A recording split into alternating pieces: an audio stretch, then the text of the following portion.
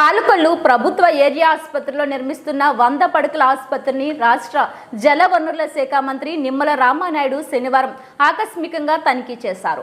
TDP ప్రభుత్వ హయాంలో మంజూరైన 12.60 కోట్లతో గత ప్రభుత్వంలో చేపట్టిన కొత్త భవన నిర్మాణ పనుల తీరుపై తీవ్ర అసహనం చెందారు. ఎక్కడికక్కడ నీరు నిల్వ ఉండిపోవడంపై ఇంజనీరింగ్ అధికారులపై ఆగ్రహాన్ని వ్యక్తం చేశారు. వెంటనే పరిస్థితిని చక్కదిద్దాలని ఆదేశించారు.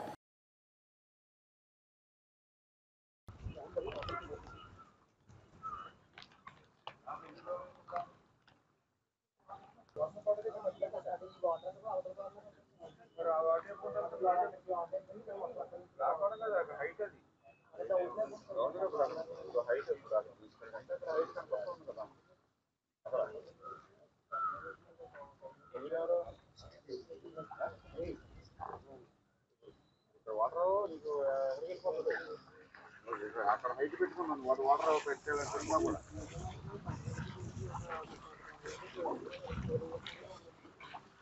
అది పెట్టుకుంటావా అది